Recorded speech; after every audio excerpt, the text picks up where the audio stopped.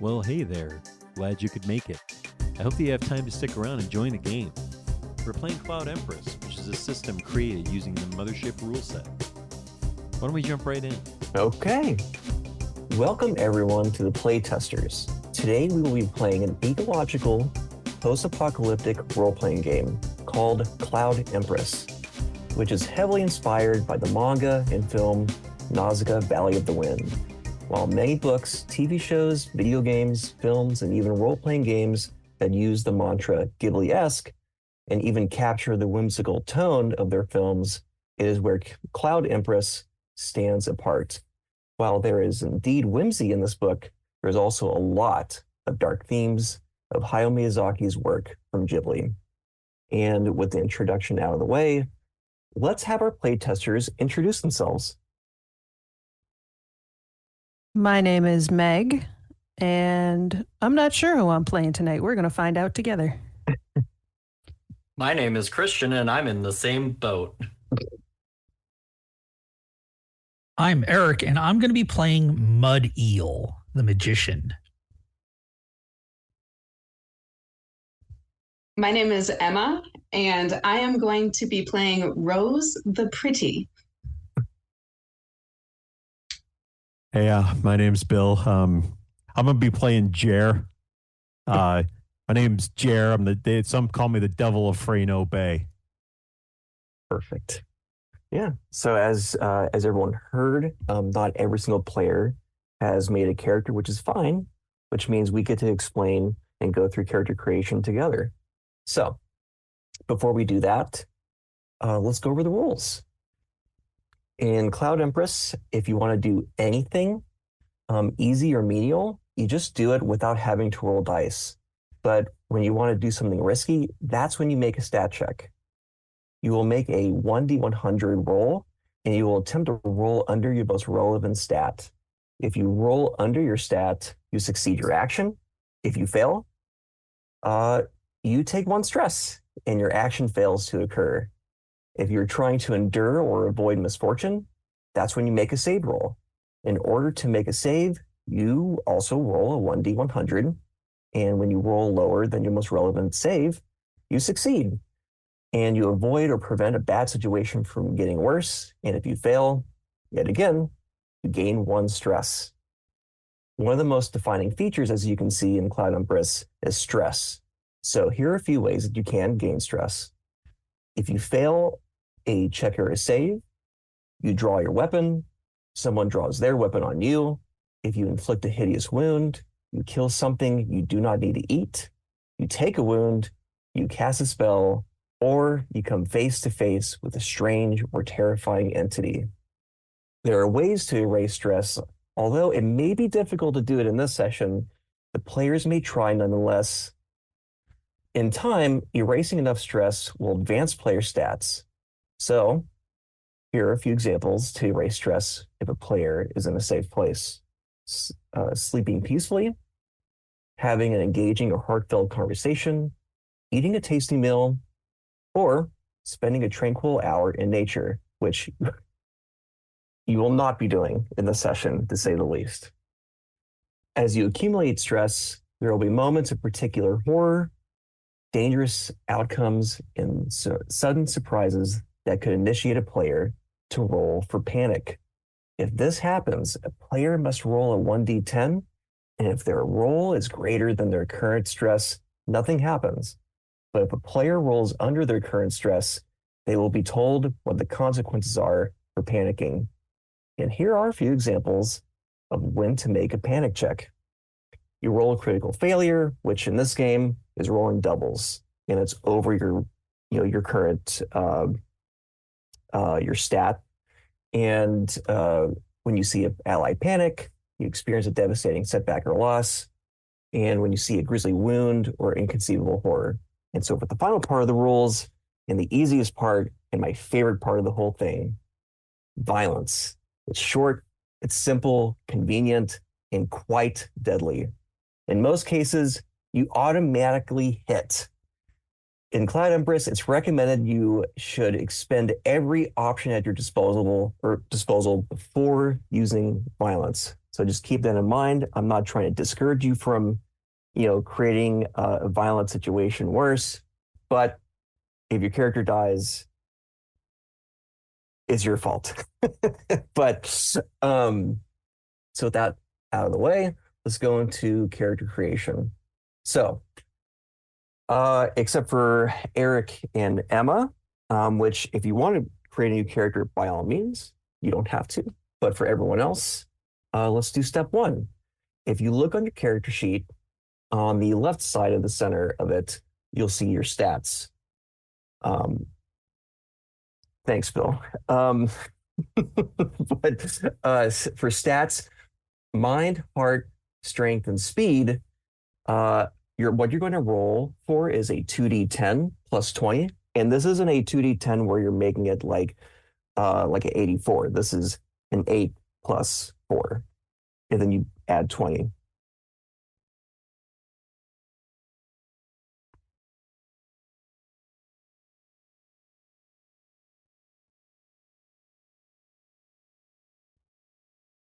So we're rolling our 2 dice and just adding them together and adding 20 for the 4 stats. Yeah, for the 4 main stats, mind, heart, strength, and speed, yes. And we roll separately for each one, right? Yes. So one roll for mind, one roll for heart, etc. Yep. Got it. When you see mine, I promise I was not cheating. Oh, you're fine. Yeah. Here we go. It's already starting. I literally rolled a 10 and a 2, a 10 and a 9, a 10 and a 1, and an 8 and an 8 and a 6. Okay, we'll see. I mean, it's fine. I just rolled way higher than I usually do. So. But I mean, a 10 and a, what did you say? A 10 and a 1 was one of them? Yeah, 10 and a 1, 10 and a 2. I mean, those are like average rolls, right? That's an 11. Like, if your max is going to be a 20, that's 11. Yeah, but if you guys know my 50%. My luck is usually rolling a 1 and a 1. Ben, I have my stats and my saves already complete. Sure. The only thing I had questions about later would be having to do with like the gear aspect. Yeah, but otherwise my guys easiest part of the whole process. But yeah, so if everyone's done with stats, then you go to saves, and so for saves, instead of a 2d10, it is a 1d10 plus 20. So when everyone's done, just say.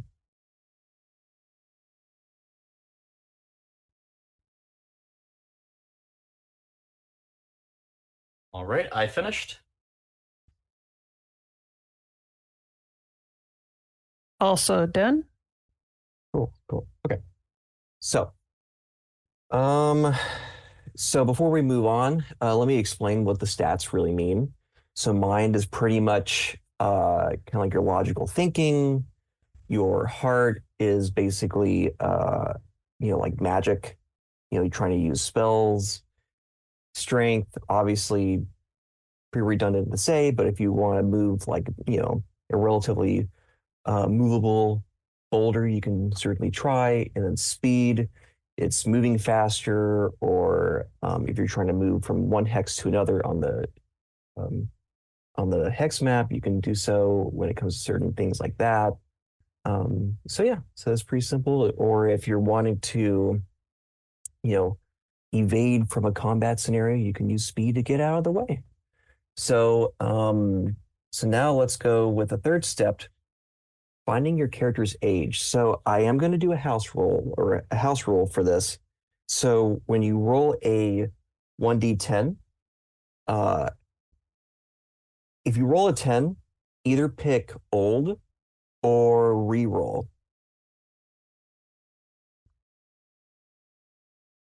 And then once you're done, everyone, please tell me what your ages are, because I'm curious.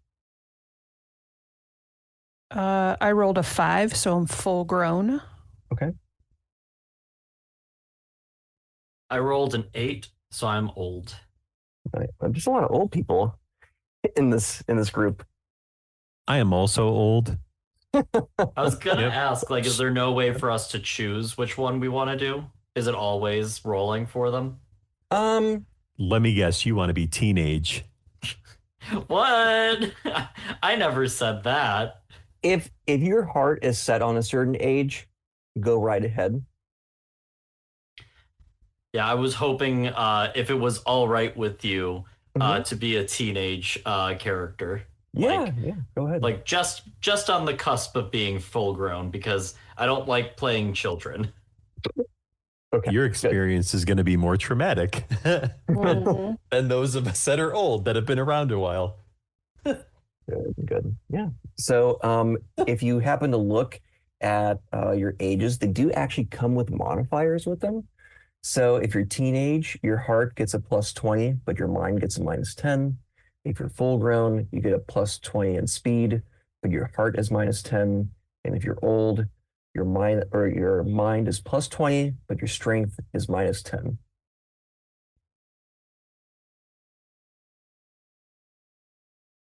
Yeah. So with that out of the way, for the fourth step, choosing a job and skill. So let me explain what the jobs are first. But I'm pretty sure everyone has an idea of what they want to be. But just for the listeners at home, let me explain for them. So in Cloud Empress, there are 4 jobs. So there's a sellsword, lordling, magician, and courier. So to start off with, the sellsword is pretty much the person in the lowland wastes in Cloud Empress where they are the person that takes the job that no one wants. It's the mercenary. It's the person that tills the kind of like hot summer, crop season where if you're really scared that you're going to die from dehydration, you get a sellsword. But typically, they are more so of the type that you're going to, hire for a dangerous situation, like, related to combat. So with lordlings, they are the most versatile and, in my opinion, unique job in the game because you can, and Christian will see this in a second, pitch to the game warden multiple ways that they want to approach being an ethereal character. So you can pitch to me as a game warden if you want to be a prince or princess that's about to be in line to, become the king or queen, or if you want to have something like Game of Thrones, where it's like this long succession of, like betrayal and, murder to try to get, all the way to the top, or you could simply just say, I want to be a lordling that throws away all of his ethereal power and wants to start new with the farmerlings below the Cloud Empire. And so with magician, there is a prerequisite. If you're old, you cannot be a magician because magicians cannot grow old. Magicians pretty much slowly wither down their life to nothing, and they're in their 30s or 40s because magic in this world slowly kills you. Magic is used by the use of chalk, which is pretty much like the soot dust, collected, and I'll explain later on in kind of like the world history. But every time that you use it, you grow older, and it all comes from your teeth. And as your teeth kind of wither away, so does your life. So it all comes from the wisdom teeth. So Jesus, dude. so it's fun. Yeah, the rules say that magicians Sounds like a joy. yeah, magicians grow 1 year older every time that they use a spell. So that's fun. So if Eric looks on his interesting. so if Eric looks on his character sheet, he is 18 unless if he wants to change it.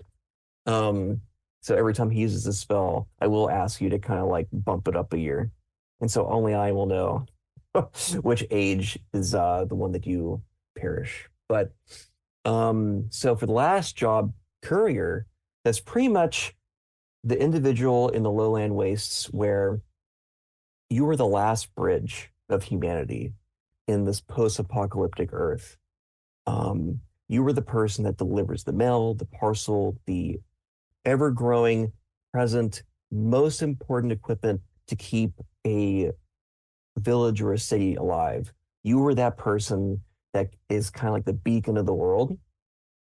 So those are the 4 jobs. So the jobs that you want to go for, if you would like to kind of like say to the playtesters what you would like to choose, go ahead and do so.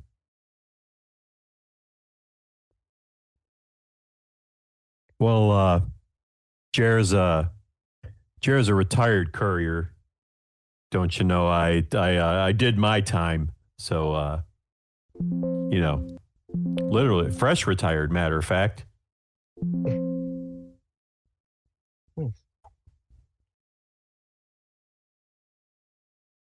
And then I was considering a sellsword who was kind of like a bouncer or the security for the setting that we're going to be in, which I think is Tacktown.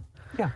I like the idea of him being a bouncer at either Soggy Gourd or at the cafeteria, just kind of keeping an eye out.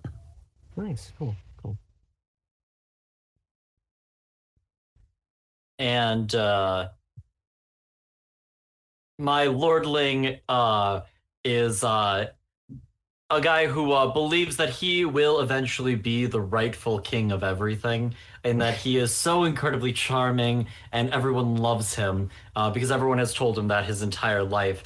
And so he is going down to the people to challenge as many brave fighters to duels so that he can prove to everyone that he is the best. Perfect. And just so you all know, he is not. He's nowhere near the best. I will say, lordlings are treated differently in the lowlands, in a very good way. So, be prepared for that. But so for Emma and Eric, would you like to announce yours? You want to go first? Sure. Yeah. So my character is Rose the Pretty. She is a 65-year-old sellsword. Nice. And Mud Eel is a young traveling magician who's just trying to go out there and make a name for themselves. Cool.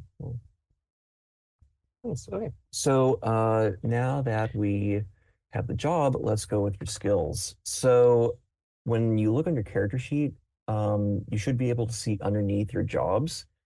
You also have like a plus modifier or a minus modifier. So like for a sellsword, you get a plus 30 to body, and you have skills that you can pick from blades or firearms, and then street savvy. And then you can pick 2 of other skills, so you can just kind of determine with your own job, what you want to pick and what you want to add.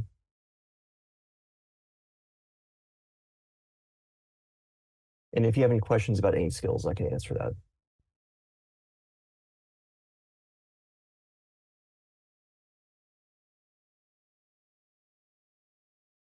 Do you want us to know what? Do you want to know what skills we picked? Yeah, sure.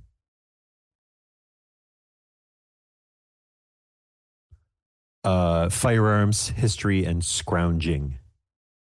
Cool.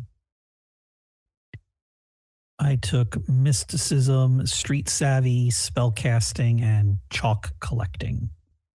Cool.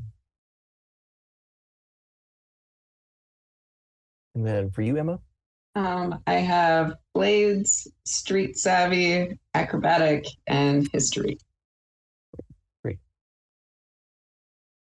Oh, yeah, I'm actually missing. Sorry. Yeah, you're missing 1.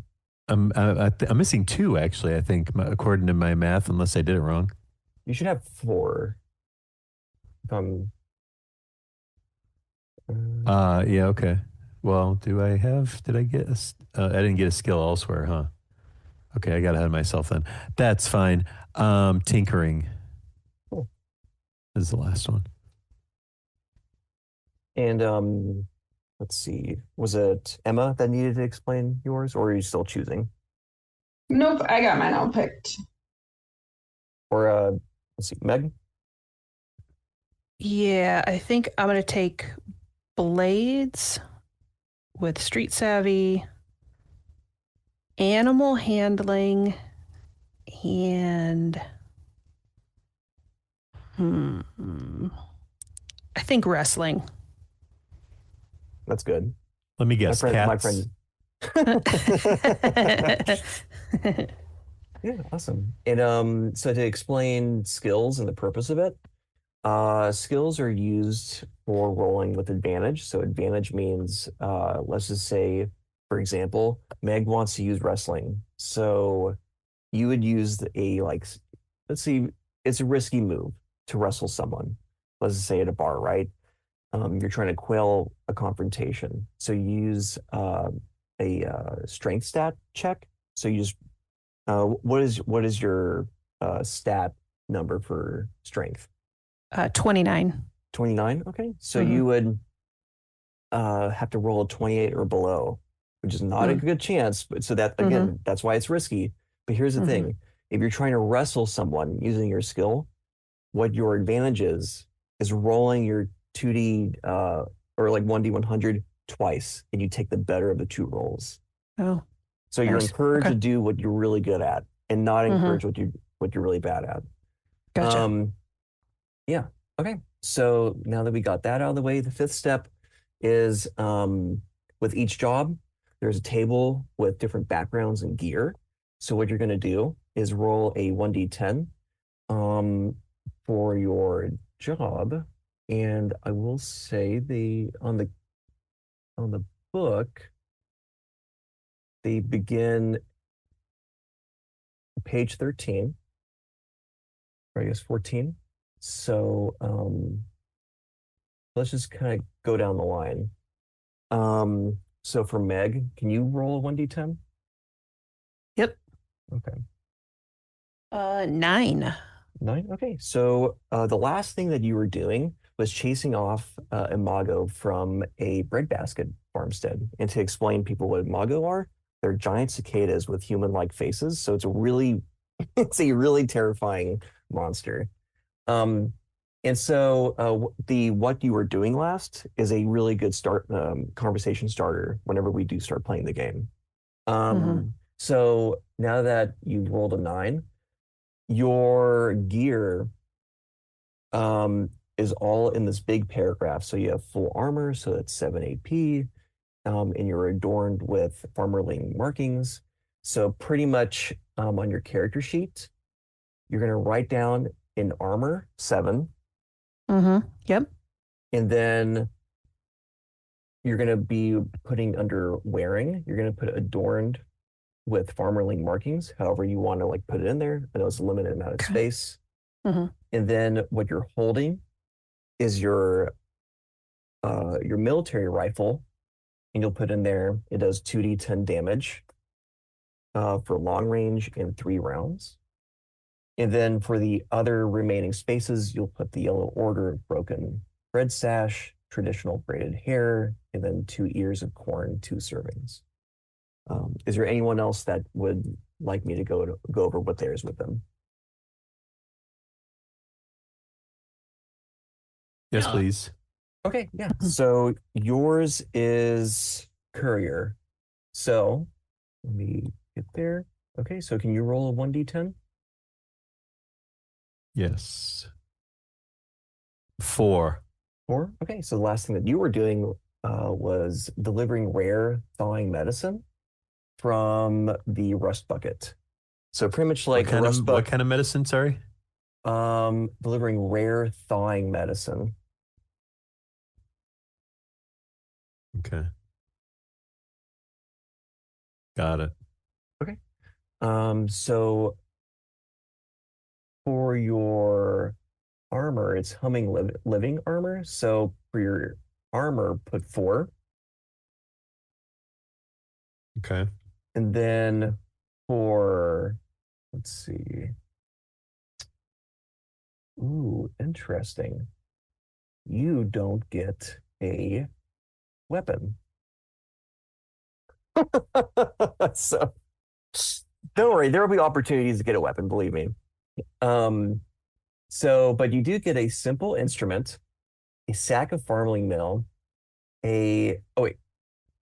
let's see. I was wrong. You rolled a 4, right? Yep. I was one off. I'm so sorry. So sorry. I saw the panic in your face. I was reading one I was really off. sad. Yeah. No. Yeah. So your AP's 4. You have a flare rifle, which does 1 damage, long range with 3 flares. So that's what you're holding. Flare rifle. Okay. An empty medicine freezer. A location transmitter, a red bandana, a red banana and a white banana. Location what? Location transmitter. Okay. Yeah. Anyone Got else it. want to Thank you. go over theirs? Yeah, let me roll next. You're Lorley? Okay. Yeah. I rolled a 2. Okay. So the last thing you're doing was gambling away most of a fortune. So, That's perfect. ooh, interesting. Okay. So you were having, let's see, wearing tattered promenade clothes. So your armor is 0, which once we're all done with this, I'll explain what armor is. You're gonna love what I'm about to say for yours. But so you have velvet gloves, a pea shooter for your holding weapon. So that's a 1d10 damage adjacent, so it's 1 round. And then the rest of the slots for your gear are going to be excessive unpaid gambling debts, a stick of chalk, and then you have the spell animal tongue. I love it. Cool. Fine. Anyone else want to go? Or is that it? Because I know Eric and Emma are done with theirs. I have one clarifying question. Mhm. So, Christian's character has a pea shooter that does 1d10, right? Mhm. But I have a flare rifle that does 1 point of damage per shot. Yeah. That seems right. Cool. Okay. Great. It's all random, buddy. But again, Yeah. believe me, there will be many opportunities to get That's fine. really great weapons. That's fine. It's going to be great. Yeah. Right. So is everyone okay with their backgrounds and gear? Yep. Yeah. All right. And so finally, other than Eric and Emma, and I believe Bill, you're going to choose your name and alias. So that's going to be on page 47 if you need help with that. Yeah. Sometimes I like to pick the names that are in the book because I find they have some really fun ones every once in a while. And I really got lucky with mine. Oh yeah, I think Emma did too. Just like Emma, can you tell the story really quick? Yeah, no, it was really cool because I rolled and Ben said that I got the name Rose, which I thought was funny because Rose was supposed to be my middle name. But that got overruled, so it's not. But yeah, my middle name was supposed to be Rose. Yeah, it worked out. Cool. All right. So also to explain armor, because everyone noticed. So for armor, let's just say, okay, let's see. Who has the 2d10? Is it Meg? I do. Yep. Like weapon? Yeah. So let's just say you rolled a 5 against someone who has an armor of 2. That means you completely break through their armor. Their armor is broken forever until they get it repaired in game, and all the damage goes through. So this is why this is such a deadly game, because you have 10 damage that you can have before taking a wound. So once you get 10 damage, you go back to 0 damage and you take 1 wound. Once you take 3 wounds, you are dead. So, Gotcha. So taking, let's just, like taking an attack from you could potentially be catastrophic for another character. But for Bill, with his 1 damage, it's a little bit of a long ride, but we'll get there. Out of curiosity, because Meg has the weapon that could do 2d10, what if she does like 11 or more damage? Does it carry over to No. the next? No? Okay. No. No, it all, like, the second that you hit 10 damage, it goes back down to 0 and it just makes a wound. And let's just say for armor, for example, someone has 5 armor and the person trying to attack them rolls a 4 or below. All damage is negated and it doesn't go through. So Christian, because you have 0 armor, whoever attacks you, that attack, whatever it may be, is going all the way through. Damn. Nice. That'll be fun. Yeah. Okay. So that. It's okay. I'll be fine. So that is character creation. And so before we start our adventure, let me just kind of like do a brief overview of the world to kind of like give a little bit of a like an intention and a vibe and put out the themes. But in Cloud Empress, Earth as you knew it ended long ago. And in time, humanity survived and the world was renamed the Hereafter. After hundreds of generations of poisonous clouds wrecking the crop, it ruined the lands where humanity remains. Few people are left. A few people might have, 5 individuals in a village. A sizable military force might number less than a dozen. In these dire times, even coins and dollars and all currency are no more. So, trading is the only commerce out there. And the more rare goods that you may offer, the more that you get back. In the last pockets of humanity, where it still remains, the lowland wastes may surprise most of what it may offer. Perhaps a hidden power. Everyone takes for granted the psychic energy teeming in the dirt and the soil beneath their feet. Because you are at the center of the psychic universe, time is a little bit slippery. Space specifically so.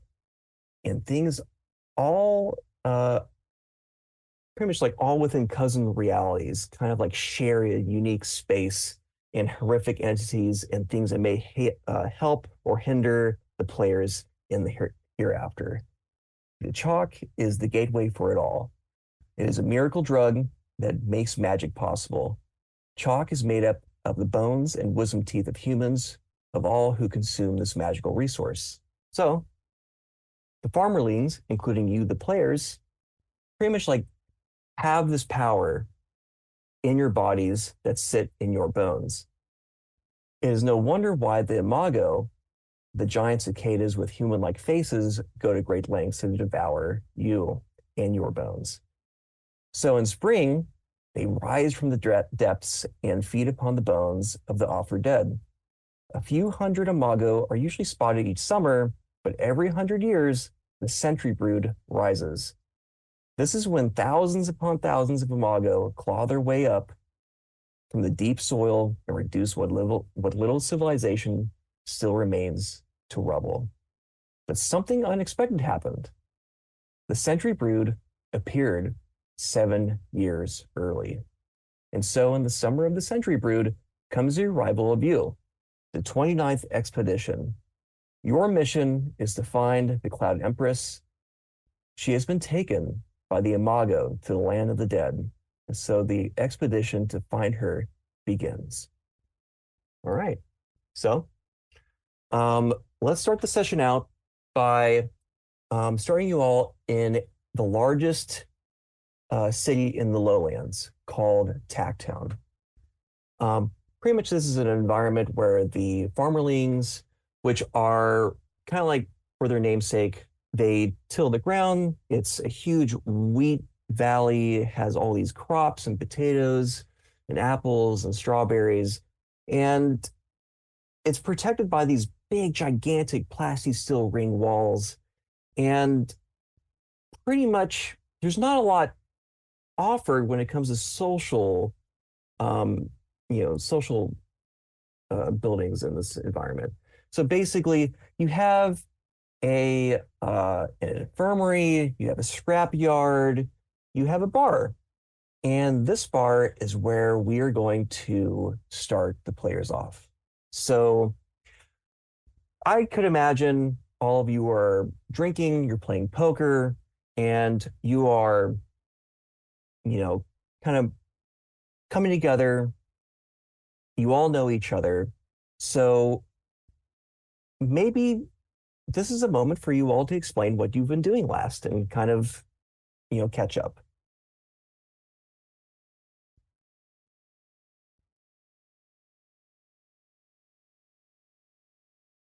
Who would like to go first?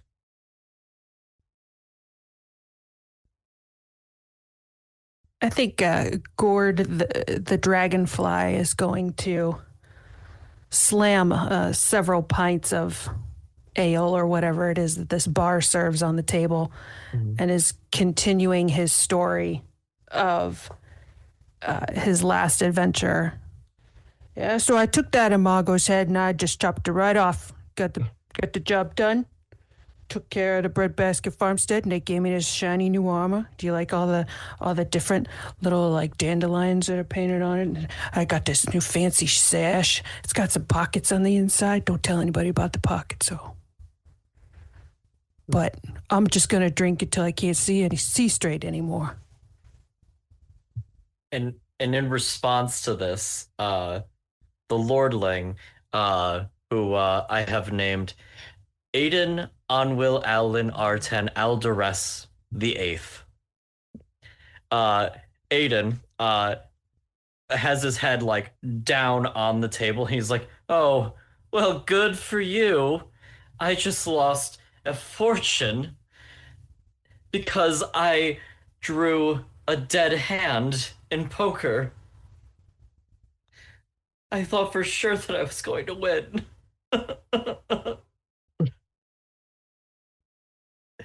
It was so much.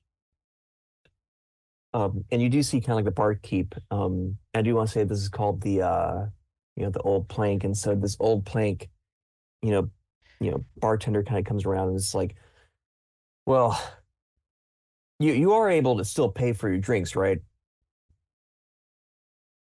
Of course I can. Why wouldn't I be able to? Now Yeah, get me another one. He kind of like gives you a look and he's like, okay. And so he kind of like shuffles back and starts, pulling the tap. So Gord, anyways, because you have that new achievement under your belt, you'll be able to pay for my drinks, right? What's in it for me? I paid for you. I better get something back. Well, I mean, I'm going to be the Lord one day, so you'll have a cushy job as one of my knights. Do I get a cushy bed? You know what? I'll give you 2 cushy beds. With extra pillows? You're gonna have so many pillows, you won't know what to do with them. What is the lordling's name again? Full name or just his first name? Just give me the first couple. Aiden Onwil Allen Arten Aldores the Eighth. Got it. Hey, Al, don't worry. Everything's gonna be fine. As soon as I just got to finish my I got to pick up the coin from my last job there, and I could probably help you out with a couple bucks. Tide you over. Oh, you will? Oh, thank you. I knew there was a reason why I hung around all of you. Well, yeah, it's because we're awesome. Oh, Aiden. Rose just kind of sets down her pint and looks over. Don't think that because I'm hanging out with you guys, I don't think that they're just enabling you. I think you should maybe figure this out. And maybe, Rose, you can mind your own business. I mean, normally I do until, I see she just kind of like points at you. That grown man can't even buy his own drink. It's a sad day. Well, joke's on you. That's next year. I'm Next still year. 17. Oh, I don't think that's a joke on me, sonny boy. At least I still have my entire life ahead of me. I've had a good one. Uh-huh. Yeah, and where were you again when I needed you during the poker game? Oh, I had to go chase down Bob. He ran away in the thick wood again. And see, that is why you also lost out on a fortune. You're the one that told me to go get him. Shut up. Wait a minute. Al, didn't you lose out on the fortune too? Isn't that the whole reason why we're in this mess right now? Well, if Rose was there, then we could have cheated. I know. You're but it's not her. But it's not her there. fault that you couldn't win, though. Right? No, I mean, it was. You should have. It was You should have won definitely that. her fault. You should have won that. That was an easy. It was an easy take. Okay. It was a one card away from being a flush, and I would have won, and then I lost to a high card 10. And as you say this, the barkeep is behind you with your drink, and then she just goes, "So, mind you, I have been standing behind you the whole time. It only took me a few seconds to pour this. So you're telling me you can't buy your drink?" Of course I can. That's what I said I can do. And so they look at your character, Emma, and it's like, I'm so sorry that you had to pay for this sucker. And so like plops the drink down. Rose will pull like coin out and be like, "Yeah, this is his coin." So they put their elbow on the table, and everyone kind of knows as they kind of like go in, the old plank. This is a very like slimy sellsword bar. So magicians are typically not the folk that usually come in here. So barkeep immediately takes an interest in Eric's character, Eel. That's your character's name, correct? Mud Eel. Mud Eel. Yeah. So Mud, what are you doing in here? Drinking. Sure. Yeah, but That's kind of what we do in these places. yeah, but just magicians usually don't come here. Usually, if you want a job or something, then usually for sellswords. Yeah, well, a little more entertaining here than the other places I've been lately. I mean, look at them over there doing their stuff. I don't know what that stuff is, but they're doing stuff. I'm just like give them the squinty eye, like from like Fry from Futurama, where he does the Yeah, I thought people weren't allowed to do stuff in this bar. Are you referring to us? Yeah, I'm referring to you guys, like doing stuff over there. Muddy, he'll come over here and drink with us. Yeah, we haven't seen you in a while. Come over and have a beer. Last time I came over there, you tried to take my money. Last time I had money. You don't have to come over. It's fine. These guys are getting a little out of control already. Me and Rose are having a hard time with them. I'm gonna go over. On second thought, why don't you come over and help us out here? Yeah, I'm gonna go over, but I'm gonna move my money from like one side to the other side. It's like back pocket to front pocket. From Aiden. Yeah. Move that stuff here. That way, you're not gonna, you might not go walking away. Nice, yeah. So then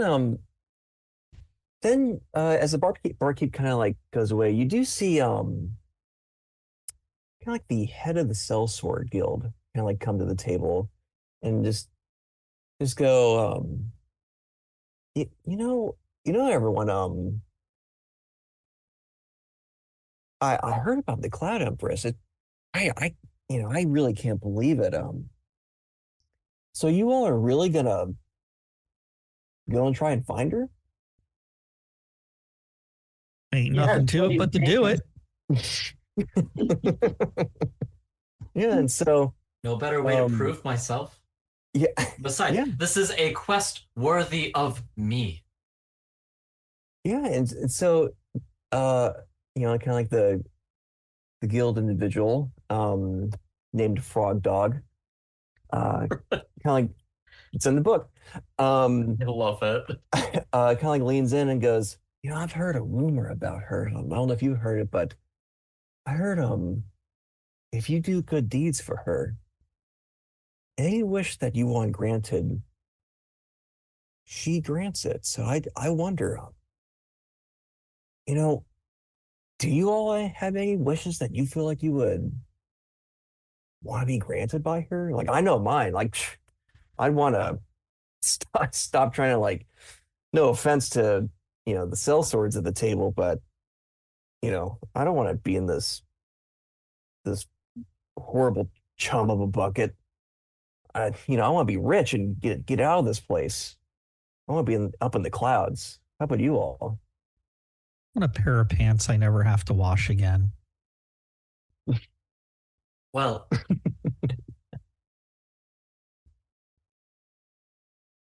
Bottomless cask of ale. Unlimited bullets in my gun. More power in these guns, and he'll flex. I'd like something better than this here rifle that I got. This thing's just a piece of shit. I mean, I've had it for years. I'd like to have something that better protect myself, getting up in the years. Oh, well, you don't like your flare gun?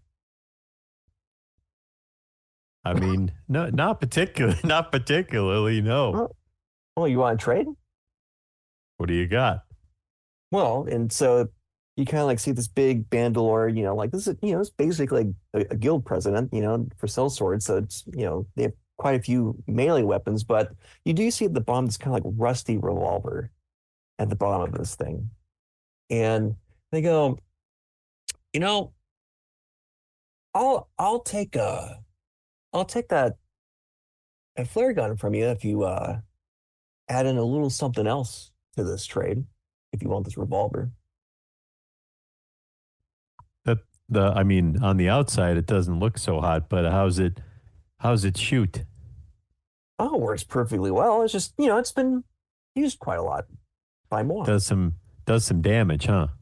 I bet. Oh, quite a bit. And I will say the damage is let's see, I believe it. Yeah, so a 1d10.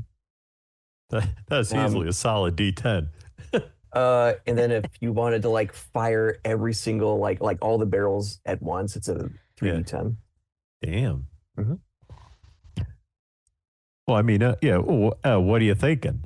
Like, how much? I mean, this rifle's in good shape. It's just really more for show, Well, I always feel like I need a flare, and if I'm in a dark situation. So like what else do you got to like make to sweeten the deal? I got a banana.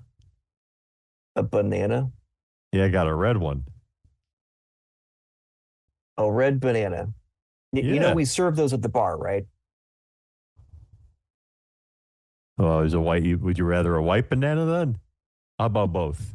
Shit, you have a white banana? I do. Hell, I'll take that easily. And he, just grabs that white banana. Like, do you know how rare these things are? I do now. So he grabs that. It like the grab for the white banana was way more enthusiastic than for your flare gun, but he just like does give you the revolver.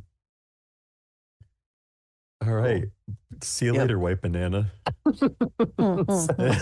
That was great. That was so worth it. If that's like a secret key to something later, I don't even care. Yep, great. that's the key to saving the princess. Yep. No. Yeah. So then, He walks so away, and then Aiden's like, "Wait, but I didn't get to tell you my backstory." no. So for Emma, do you have a wish that you would want granted? Hmm. I wish Rose wishes she would have had like a really sturdy weapon that she could have just smashed those imagos with, because she's done a lot of smashing as a sellsword. But she would like bust her weapons on them, or they would just get beat up because she would just pick up whatever she could find.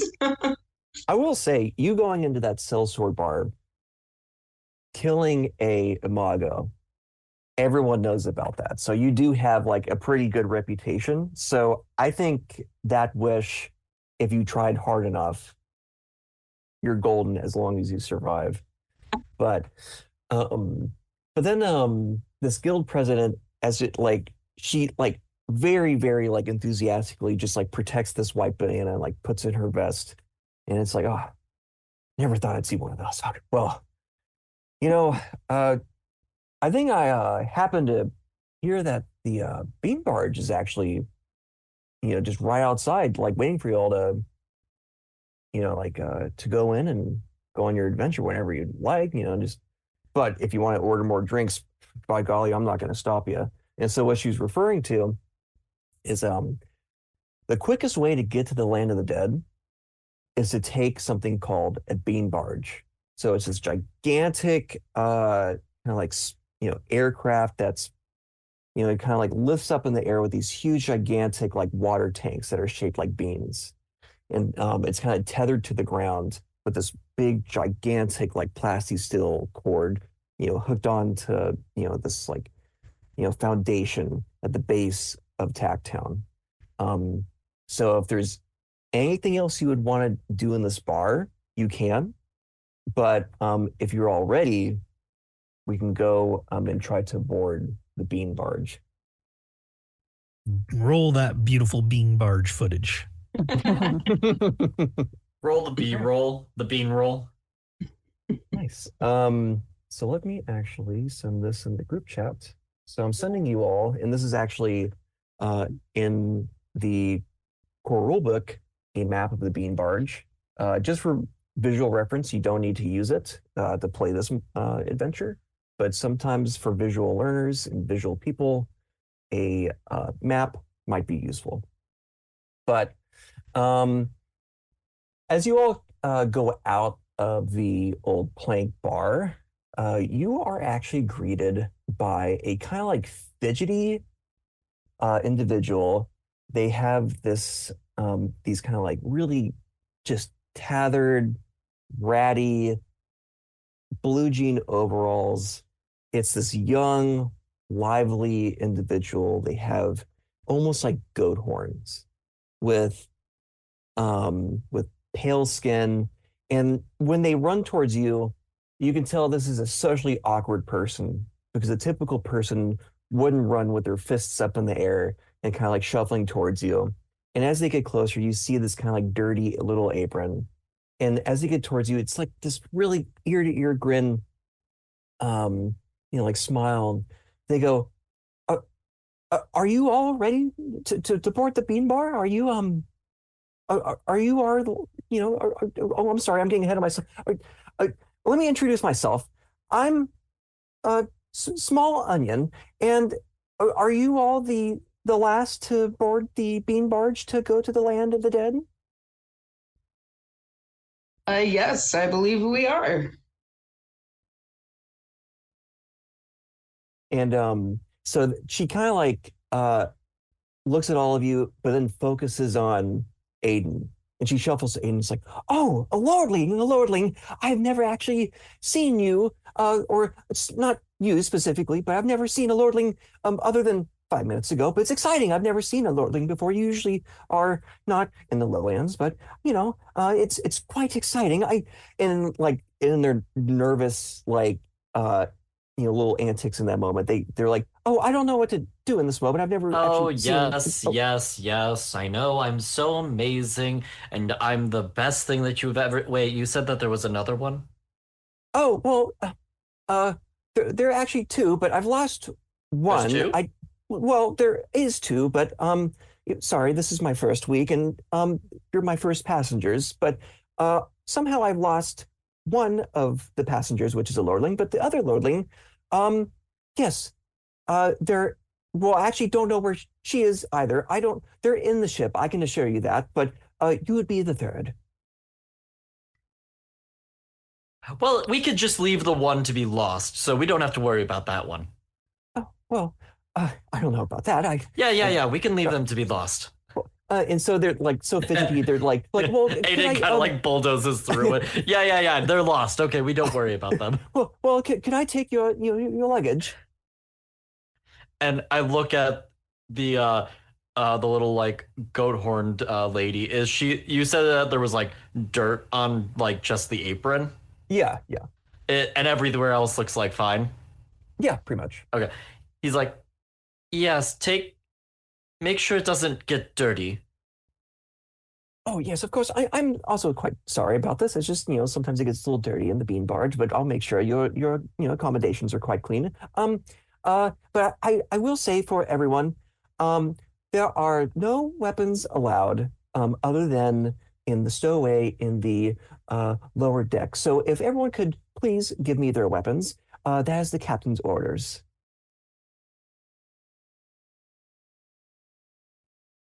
Now I will say, because it's a new system, you don't always know what's possible and what's not possible. You can attempt to hide a small, easily hideable weapon with a speed check. But if you have like a big, let's just say a big rifle or a huge hammer, you can't obviously hide that. Could I hide the pea shooter? Yeah. Ah, cool. So you just have to roll a speed check. Okay. So it's going to be 1d100 and roll under your speed stat. I did not. Okay, so everyone, Small Onion saw you try to attempt to hide your pea shooter, and it's like, and like, plucked it out of your hand. And it's like, if you're okay with me, I didn't mean to intrude, but you can't enter unless if you give me this. All right, fine. And as this happens, you do gain 1 stress. Okay. Cool. I rolled a 34 on a 36 for a speed check to hide my revolver. I just got it. Got it. Yeah, so you do that. Anyone want to try to hide their weapons? I'd like to try something slightly different. Sure. Mm-hmm. I will give up my pea shooter. And I'll say, yes, but I do expect that you get me a new set of clothes as I have been traveling for a while, and I will need you to do that post haste. Bring it to my room as soon as you can. And starts getting like, you see just this blush, just fill the face, like completely beet red. It's like, oh, yes, of course. And so in this moment, I'll reward you because that's funny. So she kind of like forgets to get everyone else's weapons. So she like shuffles up the steps. She's like, hurry. Well, we're about to, the tether, going up. Oh, words today. And so she kind of like shuffles I up. know. I'm just so wonderful that you can't talk. It's normal. It's normal, dear. Yes, I'm sorry. Yeah, I will get used to it. So she goes here's a way you can handle that. Deep breath in, deep breath out, and do what I told you to do. So when she deep does breath this, in, deep breath out, and do what I told you to do. So when she does this, she does a little baby burp. She doesn't want to, show that happens. So she does like they take this awkward, horrific swallow, and she doesn't want to show that she's done this. So she just kind of like sucks it up and then goes back up. All right. But does everyone board the bean barge? Mm-hmm. Right. Yep. So, Yeah. Eric, Mm-hmm. As you touch the stairwell for the boarding dock for the bean barge, can you roll a reality save? Yeah. Where are we rolling dice? Physical dice. Physical. 1 second.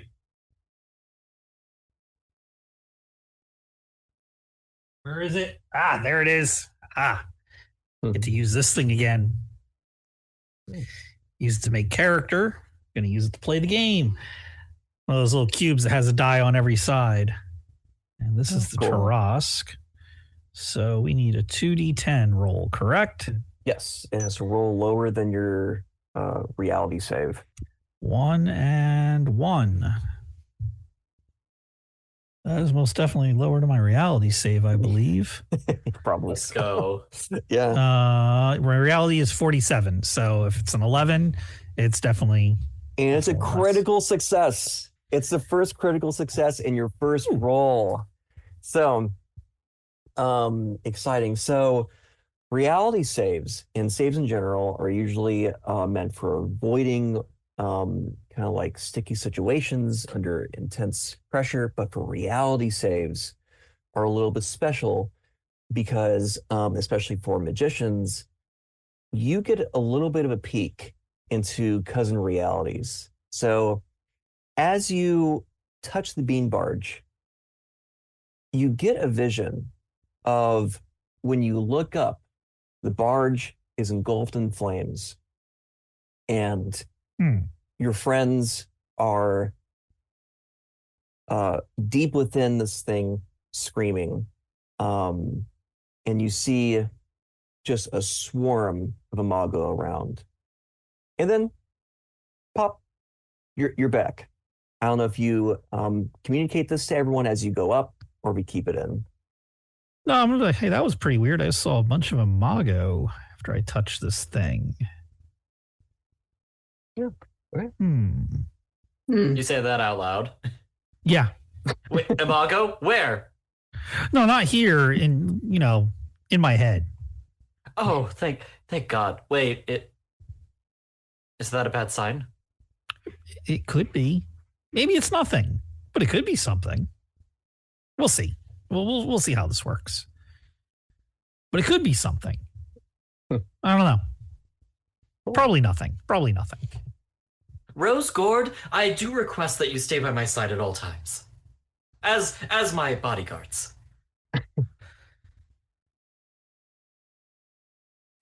Gord Does is anyone going to like- look at Rose.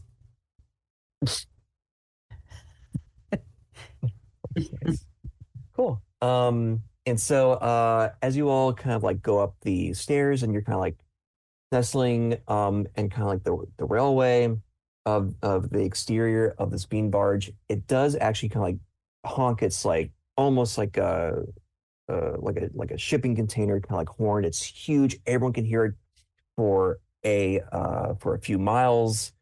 And as it goes up into the air, you do hear like applause of Tacktown because it's a noble cause of what you're doing. You're getting back the Cloud Empress to the people. And I will ask who is going to go inside and who is going to, at least for the moment, stay on the railings and look out the window as you rise up into the air. So the people of Tacktown are cheering, right? Yeah. Oh, I'm definitely staying on the railings and waving to them. I'm going Cheers. inside. Cool. Jer's walking inside. He's not messing. Yeah, yeah. Hey, wait up there, Mud. I'm going with you. All right. I'll get the door. And then, yeah. Rose will stay out. Yeah, Okay. Gord will also stay outside. I mean, of course, you guys are my bodyguards. All right. Mhm. So, as they go inside, and you just feel like, whenever you go into an elevator, and when the elevator goes up, you have that pull of gravity. It just feels a little uneasy for a moment. That's what you're feeling because the rise of this bean barge is so quick. But just as fast as the bean barge is rising, You're about to hit the clouds and the visibility is about to go zero. But as this is about to happen, off in the distance, for everyone that's looking out in the lowlands, you see the Century Brood fully take form. Thousands of Imago bury their way outside the ground, and thousands of them go into the air in the clouds off in the distance. And it looks like they were going towards your direction. And then zero visibility. You're now in the clouds heading towards the west, which is the land of the dead. So now we are going to start the module called The Last Voyage of the Bean Barge. So if everyone looks at the map, if you would like, in the Discord channel, there is a upper deck, a lower deck, a mechanical deck, and then the Thopter that's in the hangar. Onion Small Onion meets you all in the kind of like entranceway of everyone who entered. And they're like, well, would everyone like a tour of the Bean Barge before we get any further?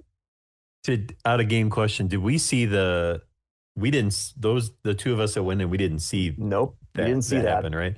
Bet. Okay. And I will say, everyone that did see it, take one stress. Yeah. That might be a little stressful. Yep. Yeah. I'll take a look around this place there, little onion guy. Let's go. Let's do it. He's like, yes, of course. So like, you're in the upper deck, and they take you to the tank A, and you see this big crack in it, and they're like, oh, look, this is a plasti steel tank, and if you don't pay attention, and like as you're trying to mask the tank with this big gigantic crack in it, there's like water dripping from it. There's like bad welding jobs, and like the water is just like pouring through it. And they're just like, let's not focus on that. And if you look at tank B, and so tank B pretty much is an empty tank. It's well worn with age, and these tanks are pretty much like what's used for trade. Pretty much the Bean Barge is meant to take the water from the cloudlings up from on top of the mountains, purified water, bring it down to the lowlands, and trade. So not a lot of people would appreciate a compromised tank.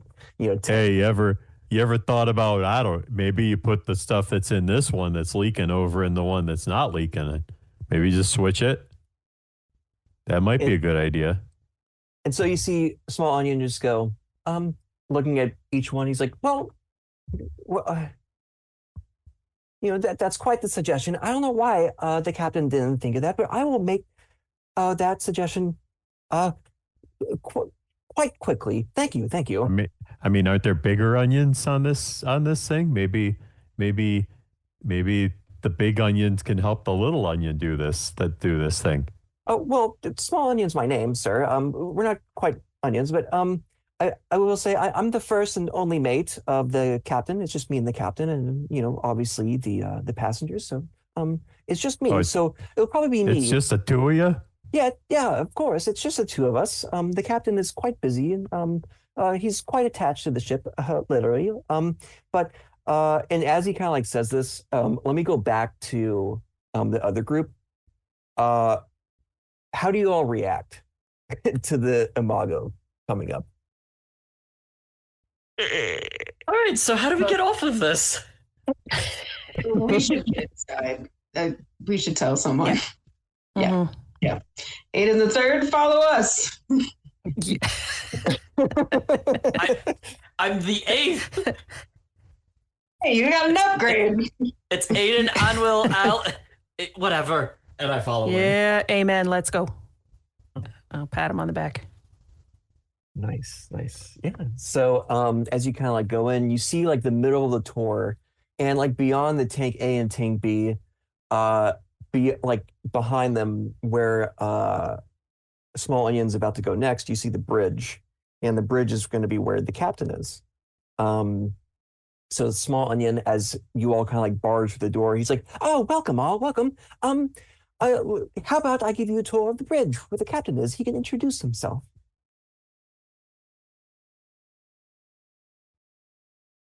Yeah, we gotta let the captain know too. No, what? Oh, about the swarm of Imago. Mago? Hmm. Oh dear. What are you talking about? That dreaded century brood that people keep on talking about? That's impossible, as the captain says. It's not. It's Mm. it's in the air. They have literally started flying in our direction. Wait a minute. Did you actually just see that happen? Is that what you're saying? We Right did. now? Wait, didn't magic? Didn't you say? Man. Oh Ew. man. Didn't sound Mud like eel. this. What? You get the impression Muddy's kind of an oblivious guy most of the time. He's not really paying attention. He's kind of just like, huh. We should have figured out that he wouldn't have reacted, shouldn't we have? Well, I told you that this could happen. Yeah, didn't you? You saw Exactly. that. Didn't you see that, Mud? You saw that in your head. Yeah, I'm not exactly surprised by this, but it is very concerning. Wait a second. If you saw it in your head, does that mean all of you could have seen it in your head? No. Little Onion, I was with you. I didn't see nothing. Little Onion, Muddiel is a magician. Well, so? Magicians have visions and strangeness about them. We do? Like that's a Hey, Al, you need to take it down a couple notches. Mud's a good guy over here. I don't know what. That is that sounds awfully yourself worked up. That's awfully. I'm sorry, but that's awfully magist of you. I swear, that's some serious magism to going God, on right now. When I become the Lord, I will put you in positions that you deserve. It's not just.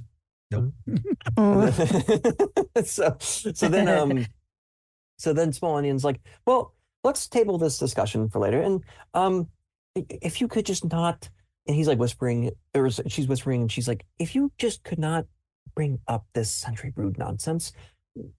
The captain's quite weak, and he needs to be focused to not bring up the fact that we're probably all going to die if no one does anything. I believe if the magician saw it in his head, it's a quite huge possibility you also saw it in your head. I'm not trying to disagree with you, sir, but if we could just make haste, we are behind in our tour. You're also behind in getting me my my new clothes. Oh, and like you see like the big flush happen. It's like, oh, I am behind.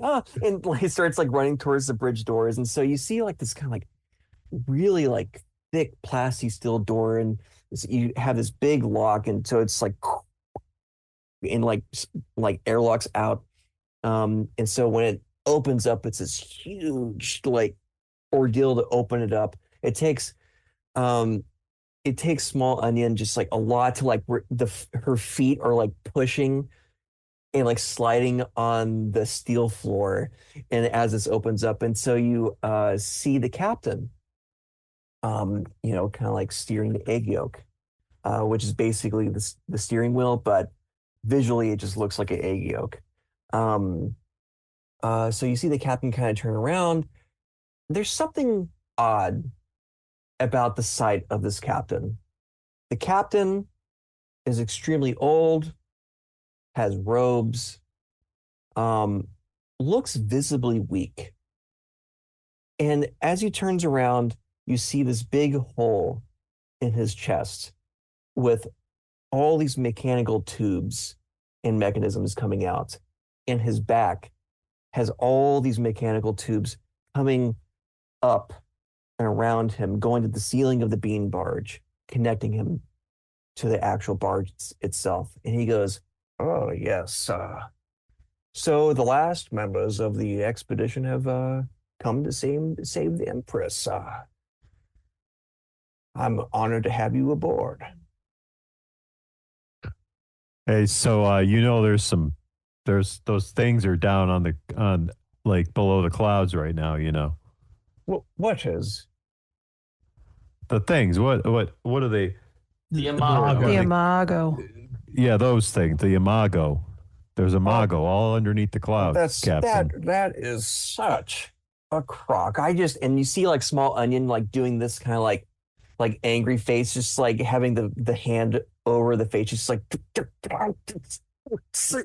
like that. And the captain just goes, he's just like, I don't want to hear that. It's just inconvenient chatter. For the past few months, I have roamed the skies and I've not seen more than a couple of Mago, not whole swarms of thousands. A Rose Gord. I think he's saying that the captain's saying it's just a bunch of fake news, like what we're telling them isn't true. Rose is just gonna kind of slowly walk over to the captain and be like, "Captain, look at me. Look at this face. Do I look like I have the time to be lying about what I'm seeing? No, we saw them. They're coming. Also, I really appreciate being on your ship. It's lovely. Thank you."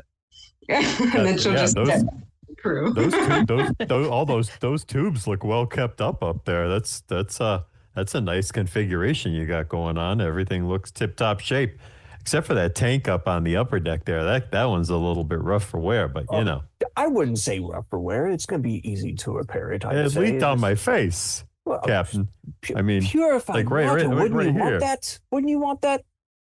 Oh my Isn't that goodness. aren't you just bleeding money at that point? Oh my goodness, I'm going to die. I'm going to die. And I'm going to die because people won't listen. To me. To a lordling. Oh my goodness. But how often are you right? I said that these things could happen. I didn't say they would. I said they could, and I was right. And you're like, "Oh, where'd you actually see it? You sure it's going to happen?" I said a very definite maybe, and you still didn't believe me. I believed him. I always believe him. I don't recall that's the way that it went, but yeah, I'm going to die. And as the captain kind of says this, like he's quickly trying to get away from the subject of the Sentry Brood, and he's just like, "Well, thank you for your kind pleasantries about the ship." And he does kind of like rub the the egg yolk steering wheel, and he just goes, "It's quite special to me in more ways than one." And so he kind of like holds his chest with the other hand, and he quickly goes back on the egg yolk again. And so he goes, "Well, you might want to Small Onion, you might want to continue on with your tours. Let me focus back on the clouds." And so he as he kind of like brushes like through the air, he does his fingertips touch the shoulder of Mud. And Mud, can you roll another reality save? That is a 8 and a 5. Ooh. Okay. That is not good. That is much worser. Let's see what I have. Okay. So, Mud, take 1 stress for what you're about to envision. So, Is it the worst toilet in Scotland? no. So, so you start getting this extremely unsettling vision of this very room. The captain is nowhere to be seen. but this large lumbering man with this clay mask is steering the ship through a swarm of imago, and the ship is seemingly falling apart. And then, bam, you snap back into reality. Okay. I don't want to panic anybody, but we might crash. I'm going to die, and I lost all my money. I said Small might. Onion still hasn't gotten me my new clothes. I only said might. This isn't guaranteed to happen. I mean, look You what said happened with the might last imago. time. Look what happened with the imago. They're coming. Okay, that's a bad example. You know, all Bad the example. time with these young people, they just overreact. They get so worked up over the littlest things. They're so sensitive. And They really are. and so as this happens, just to kind of like, get things moving a little bit, he kind of like shoots Small Onion. Small Onion kind of like looks at, Aiden. It's like, well, I don't want to get even further behind, sir. So, let's go. I have, the lower deck to show you all, of course. As we get closer, you'll be able to see other lordlings if you would like. Oh yay! I'll have to do etiquette while I'm about to die, and you can see that Aiden is just like distraught beyond measure. Yeah. So, does everyone go to the lower deck then? Yeah, Yeah. as we're going down though, I want to say that I'm next to Al, like patting him on the shoulder. It's like, Al, don't worry, because if we're down lower and we fall from the sky, it's less to fall. So that's a good thing, right? It's fine. Wait. Small Onion. Yes, You yes. you expect me to greet the other lordlings like this? And he motions to his tattered clothes. Oh, well, sir, if we keep on going along to the lower deck, and so like he's like really scared, like the heart's pumping. You can just tell it's like stuttering. He's like, if we go to the lower deck, and we'll be able to get you new clothes. That's the direction where it is. And if we run into a lordling on the way? I don't know. You want me to show up like this? Al, take it easy. Take it easy on. Oh, and by the way, you gotta stop getting her name wrong. It's little Onion. You gotta pay attention to people's names. You lordlings, you don't care about who you're meeting. I don't want to be rude, but perhaps you weren't listening. It is Small Onion. Wait a minute. So this whole time I've been calling you the wrong name and you didn't say anything? Well, I didn't want to be rude to a guest, of course. It's if you weren't listening, that's fine. I just want to make sure you're happy. Oh gosh, you're looking at me. I mean, listen to this. This is. He points back to Aiden. It's okay, Small Onion. I mean, we gotta keep listening to this guy all the time. It's It's we're okay, Small trying. Onion. He calls me Al when my name is Aiden. Isn't like your fifth or sixth name Al or something, Albert, something like that in there? Like I said. Well, so Small Onions kind of like beckons you down to the lower deck, and you do go straight into the galley, and into the galley you do see kind of like it's like this huge, just gigantic, almost like a mess hall of sorts. There's just like this wall with a built-in stove, a sink, and a freezer. A dozen cupboards, filled with dried goods, and well-stocked freezer. And you can just tell there's enough here that could last someone a week. This won't last you a week. Like this trip. This trip is only supposed to take you just a couple hours. No reason, to use these kind of provisions. But you do see this old woman fidgeting through, pots and pans, and she seems really giddy Does anyone go up to her? She's too happy for me. Muddy likes his stuff even. Hey, hey, hey, lady, you doing okay? Oh, yes, of course. Aren't you happy? I mean, yeah, I'm okay, I guess. What's your name? Who are you? What's your name? Oh, I'm Menfa. I, you Wait, know, wait, I wait, wait. M- menthol? Menfa, Ah, MEN. Oh, Menfa. Got it. I'm gonna do better this time. I really screwed up Onion's name over there. I gotta do better. So Menfa. Got it. Menfa. yeah. Yeah. Yes, I'm Menfa, and I'm quite a lover of the Imago, and so uh, while I'm on this journey to help, seemingly, I guess those like you, we're all here to save the Cloud Empress. I'm also here to save the Imago. But I love them. They're so precious to me. I don't want to see any of them perish. Wait, you want to save the freaky bug monster things that are trying to eat all of us and kill us? Well, if the rude monks do as that they're supposed to and offer our dead, there's no reason to eat the living. Oh, so there's a transactional way in which we can get ourselves out of this situation that we're in, so we don't have to actually all die, is what I'm hearing. Well, preferably no one will die. I'm just here to make sure that when we go on the expedition, it's just that, no living thing perishes, for no reason. Hey, Menfa, do you know by chance why all the young people around here all have like 10 names?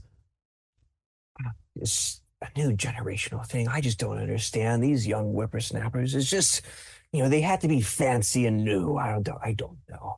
I mean, all of us, just short names, right? Real easy to remember. This guy over here points at Aiden. It's like supercalifragia Robert Joseph Jingleheimer something. It is He's got a long name. Aiden It's hard to Will remember. Allen R10 Alduras, the eighth. I am the eighth in a long line of, I don't even know why I'm worrying about this. We're all going to die anyways. So is the number of names related to where you are in the genealogy of your family? Is that it? You got 8 names because you're the 8th? No, I'm the eighth because I'm the eighth person with this variation of names. With this variation, so they all just mix it up. It's a neat family thing you got there, Aiden. Man, can't you make up like an acronym or something for that? A. Can't we just call you like A to the 6th or something? Look, the Alduras family is Septuple A. Hey! The Alduras family is one of the more powerful lord families in the sky, and I promise you, one day I will be the lord. And then she kind of like looks, up and down. And it's like, dearie, it doesn't quite look like it. That would be Yeah, I've been around for a long time, and if that help would get me some new clothes, which they have neglected to do.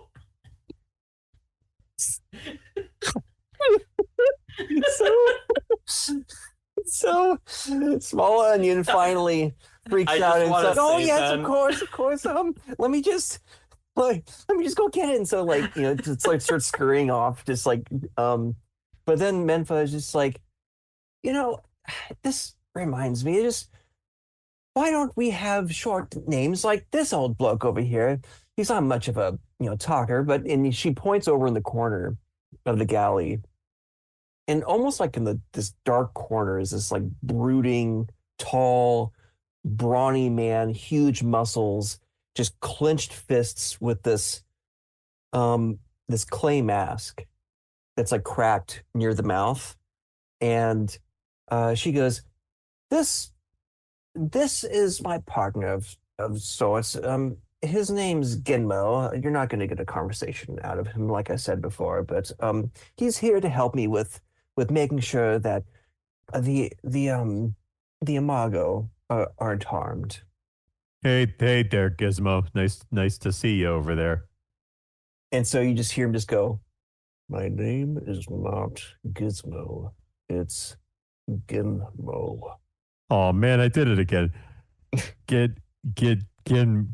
Got it. My sincerest. And so you see his fists like clench so hard they're like cracking, like each like finger. Hey, relax, guy. And so It's gonna it's gonna be fine. Everything's gonna be fine. and so like he kind of like goes up to you, and this guy is huge. I mean, this guy is like 7'5", like looking down at you, and he's just like, it better be. And so he starts to kind of like walk off, but as he's walking off, Yeah, you better run.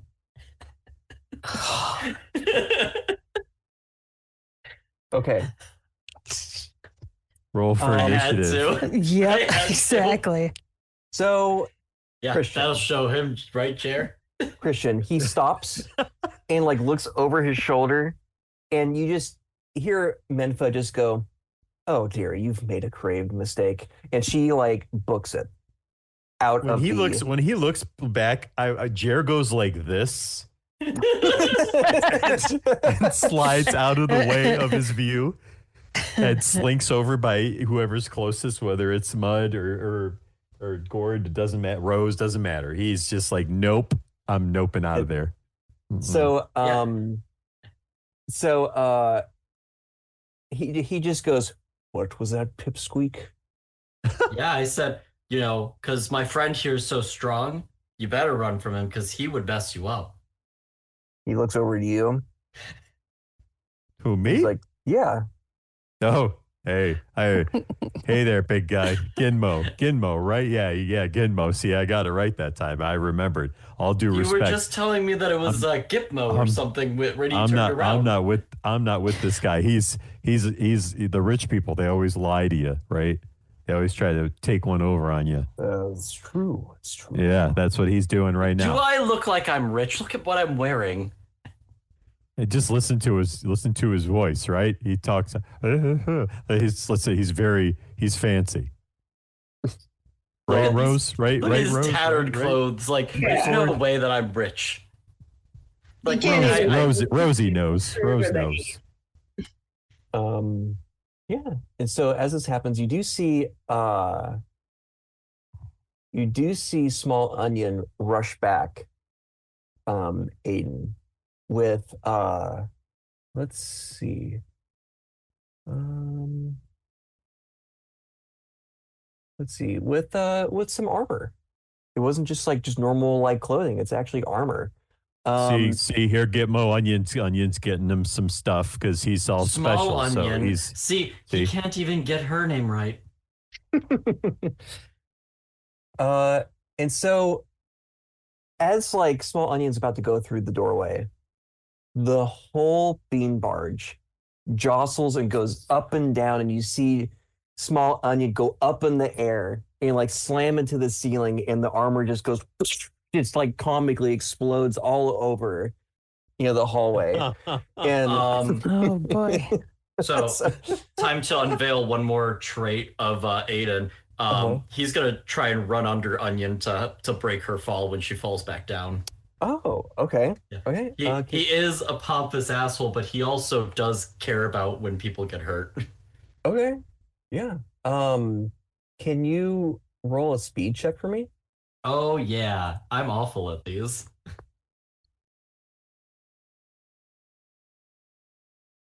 And don't forget to use 20. your skills to add your your modifiers to make it better if you're able to. I don't think that any of my skills apply, but I also Sure. rolled a 28, which is lower than a 34. Nice. Okay, so you do succeed, and in this moment, as you like perfectly catch Small Onion, she's just like looking up at your eyes, and she's like, "Oh my word! It's just, Wow, you really are great. No, I just tripped and I place her down. Took the wind out of it. She still thinks you're great though. And then she just goes, I wonder what was that? And so you hear on the intercom the captain just go, for whatever reason, I don't know why, but there's all these alarms going off on the mechanical deck. Could some of you all or all of you all, go down and look at the escape pods for whatever reason? Oh, yes. Why wouldn't we look at the escape pods? I Why mean, wouldn't I'm there be sure there's something going to wrong be with no. them? I'm sure there's going to be no problems at all down there. We'll be glad to help. So yeah. So as you all do you all go down? Is there anything you want to do in here? Hey, Mud, come on, let's go. Let's go check this out. As you, Yeah. Menfa had Yeah. taken off, right? yes. Mhm. Okay. And she was kind of like behind a counter of some kind in the galley. Yeah, just going Right. through like some pots and pans. Yeah. If possible, during the whole like kerfluffle with Ginmo and Aiden, Gord would have liked to have snuck behind the galley to see if there was anything back there that maybe he could shove in a pocket or two. Oh, okay. Glad you asked. Yes, there is. So, there is one medi paste that was kind of like scrawled in one of the drawers. A midi that- paste. So that's very useful if you want to heal yourself. Okay. Is Genmo still around? Yeah, he's right. Like when the whole ship jostled, No, his I mean feet were like still. as me and Jer go to like inspect the escape pods. Oh no, he's gone off in a different direction than you all. Okay. So yeah. Aiden says to Jer, God, that Gimpmo guy was kind of scary. It's a good thing that we got our way out of that. Huh, that problem that you definitely caused. Hey, wait a minute here. Hold on a second there. That's Al. why you really need to learn how to say people's names right. And I kind of like speed off. Aiden, get your ass back over here. I don't hear you. I think you do. No, I can't.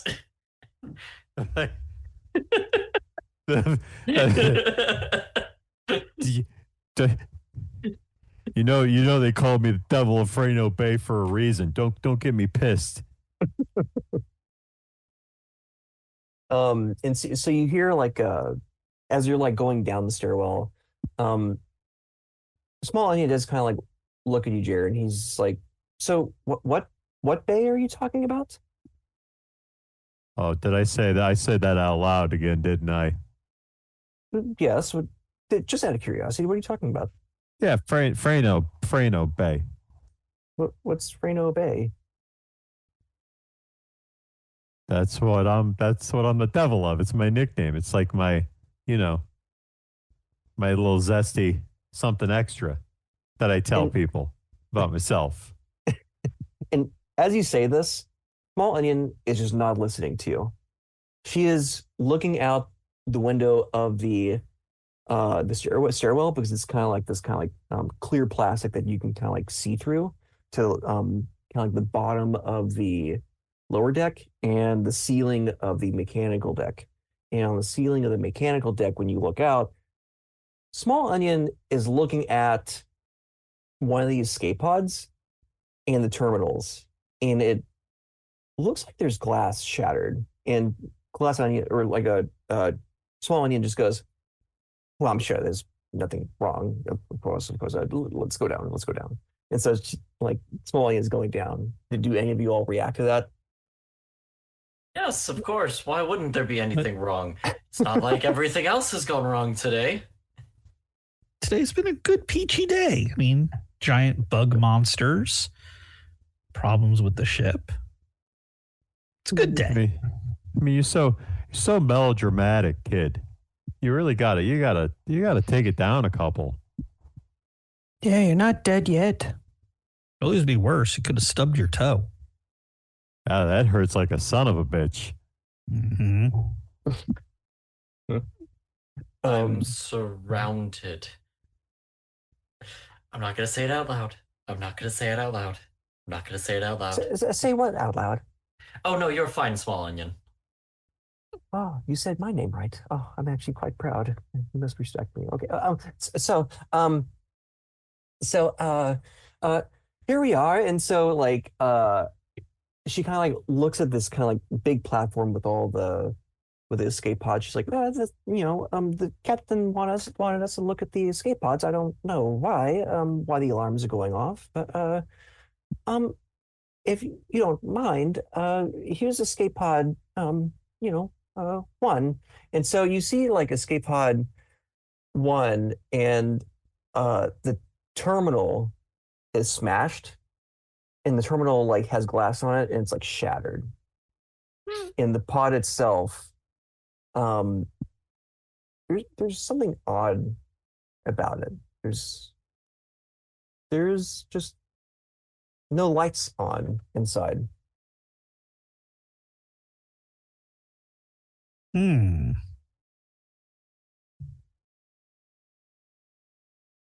Mm. What other options do we have, Small Onion? This one doesn't look like it's going to fly.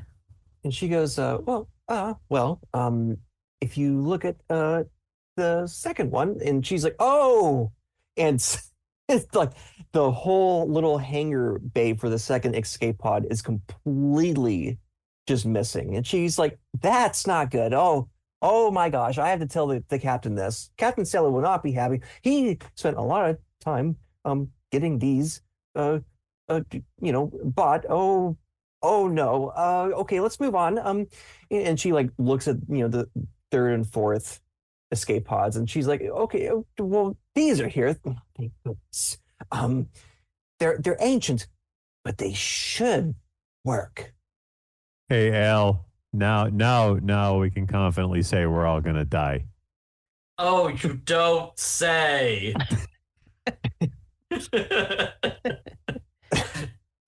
And she's like, you all won't die. Just stop it. And she's like, and then she kind of like points at this hatch at the bottom. She's like, and if you go down the hatch, you'll go down to the thopter. And she's like, and she like quickly like goes over to the hatch, and she's like, oh, thank goodness that's there too. But yeah, I don't know why the captain wanted us to be down here, but um, you know, this is it. Yeah. And so what else do you all want to do down here, or do you want to go back up? What did we come down here to check again? Now I'm confused. Like we Well, the came captain down here, asked now you're us- asking for it to go back up. Well, there's nothing else for us to look down here, I guess. The captain asked us to come down with the alarms were going off for. I don't know why.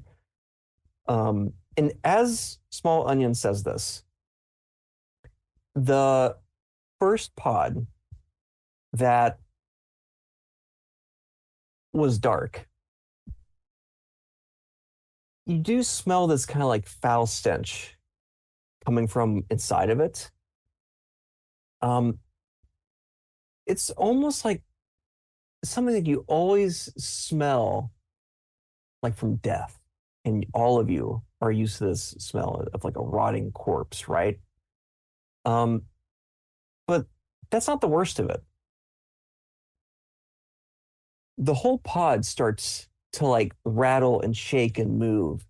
And out from behind it, you see this giant juvenile imago claw its way on top of the pod.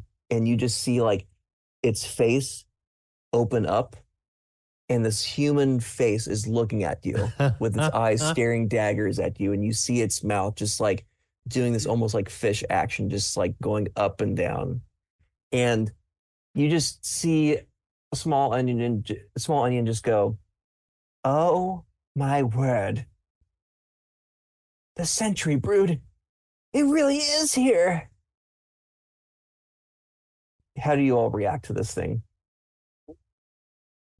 Get him, soup. Is there like No, I'm a kidding. button we can manually hit to just drop that pod with it on it? Oh yeah, jettison that thing. Mm-hmm. Yeah. Yep. Well, there is, but the terminal is smashed for the first pod. Man. And Can I blow it out with some magic? you can attempt to. If you would like to use magic, I can tell you really quick how to. Yeah. Let's do that because, like, drive the system like you broke it when you're doing these shorter game styles. Yeah. So to cast a spell, so what you're going to do, first step is it's up to you how you use it. So you can sprinkle, toss it, ingest it. How do you want to use it? So the only spells I have are Giant Growth and Levitate. Mm-hmm. And I'm thinking Giant Growth on the pod it's in, so it kind of just breaks away from where it's at. Sure. So I'm thinking throwing it at it. Okay. Yeah.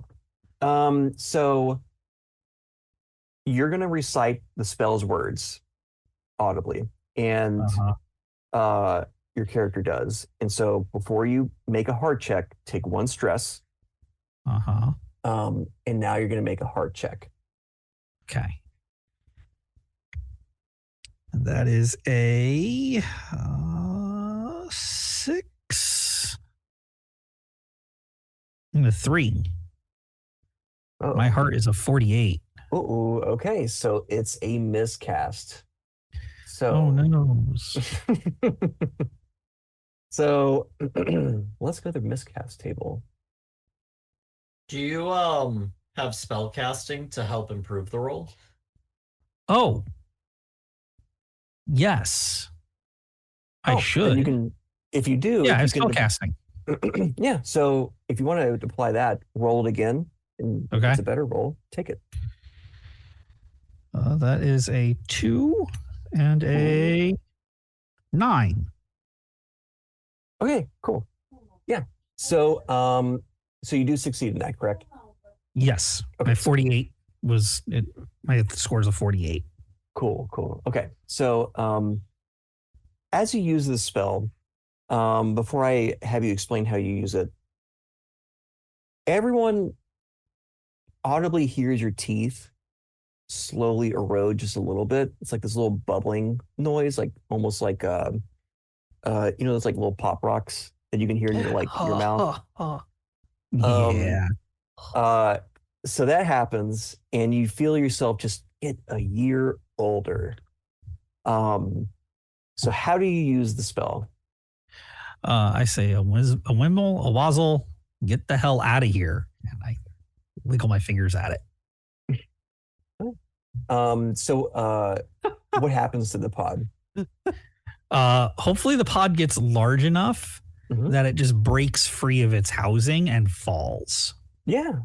So it does exactly that. So as this thing kind of does this comically just slowly gets larger, it breaks out of its embrace, and as it falls, the window inside of the escape pod is still visible, and for a split second you see this lordling corpse go up as this thing descends with the imago, and it falls.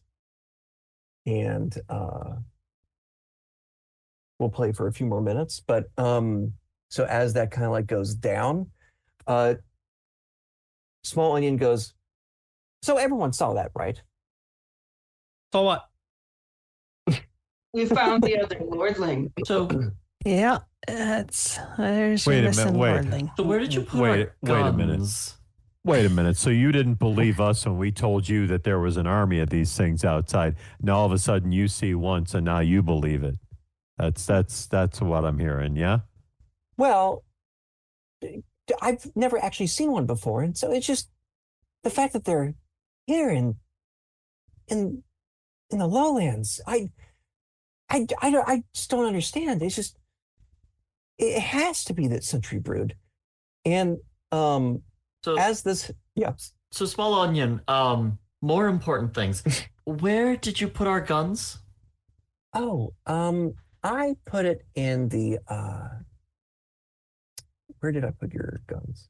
Great question. Your guns are in the bunks in the lower deck. So just like one like just like one story above you. See, Right. see, Al, that's why you don't give up the gun.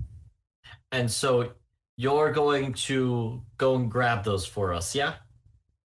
Oh, well, I'm Yeah, still yeah, you're under. going to do that for us. We love you so much for doing that. Can you do And a I mind check?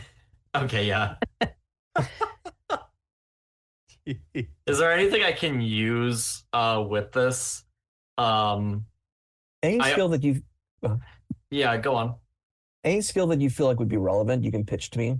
And, Either because the ones I have are dueling, street savvy, etiquette, and instruments.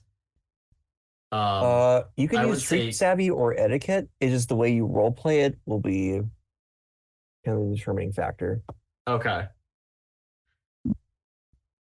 Ooh, that's so. How does advantage work? Do I just get to roll it again? Yeah, and you take the better of the two rolls. Okay. So 85 or 53. Both of those are failures. Nice. Okay, so you're gonna take one stress. And so he just goes, "No, I think I hate to say this to you, especially, but I have to follow the rules. I am employed by, the captain, and being the first mate, I have to be a conduit of his rules. So, I'm sorry. New plan. Go tell the captain. He'll believe you. And so, you hear on the radio around you, the captain goes, "So to everyone on the ship, I believe that there is he didn't hear you all, by the way. The captain goes, I, in fact, do believe in the Century Brood now, and you're wondering why. And so there is this attack of the swarm of Imagos that like you see underneath you, like below the hangar. You see just like almost like just blocking the visual. Like there's so many. It's like black underneath you, just like the swarm of thousands of Imago underneath you, and it's surrounding the whole beam barge. And then bam, another like shake from this impact of like the Imago just attacks the ship. So everyone in this moment takes a stress. And so what we're gonna do differently now, because this is the first attack of the ship, we're going to do a panic check to end off the session. Okay. So what you're going to do is roll a 1d10. And if it is a result that is higher than your current stress, or equal or higher than your current stress, you succeed. If it's lower than your current stress, you fail.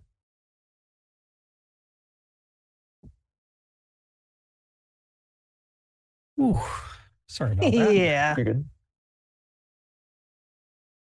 Good, I So rolled an 8. Yeah. Wait, what do I need to get or not get?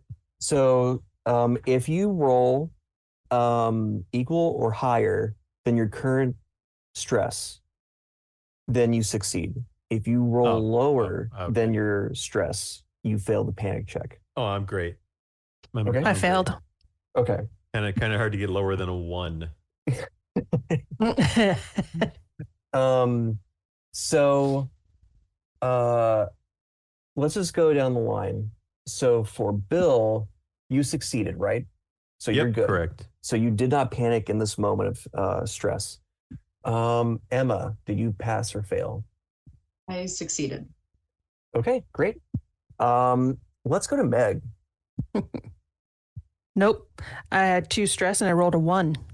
You rolled a 1. Okay, so you are tongue-tied. So at the beginning of next session, you cannot speak clearly for 1d10 minutes. Ooh. So Should I roll the minutes now? Yeah. Not with that dice. 7 minutes. Okay, yeah. So the first 7 minutes of the next session, you cannot speak clearly. So that's going to be really entertaining. So Christian, what about you? I rolled an 8 over a 3, so I succeeded. Nice. Okay. And then what about Eric? I had to gear it up because the dog was losing his Yeah. mind. What do you need me to do? Okay, so for context, the Imago have become a swarm now, and the captain Okay. now believes a Sentry Brood is happening because he sees thousands of Imago outside the ship, and they've slammed into there. So you are making a panic check. So Okay. panic check, you roll a 1d10, and if your result is greater than your current stress, you succeed. If it's below, then you fail. I succeed. You succeed. Okay, awesome. So Meg is the only one who failed. Everyone else succeeded. So to kind of like close it out, you hear Small Onion just go, "Hurry, hurry! I suggest we go up to the to the captain and make sure he's okay." Because and like as he's saying that, like the whole ship is just basically rocking back and forth and steering all over the place. And I will say, as we get into this next session, it's more prevalent. You can steer in other directions on the hex map and not reach your destination. So of the land of the dead. So it's a really cool little mechanic. But does anyone want to like say or do anything before we close out the session in character? I'm good. Nope. I'll say, Yeah. I'll say one more time to Small Onion. So about our guns? Oh, yeah, well, I can't give them to you. Really? They are stowed Even away. right now? Well, I'm following rules, of course. It's just wouldn't you follow rules if you were employed? I don't want to be fired. Not if we were all gonna die. Well, maybe you could ask the captain, but I doubt even in these harsh circumstances he has a hard, fast rule for whatever reason that there are no guns allowed to be in people's hands. But they're the floor above us. Good. Yeah, but they're in the floor above us, so we're gonna go do that. Do you say that to Small Onion? Yeah.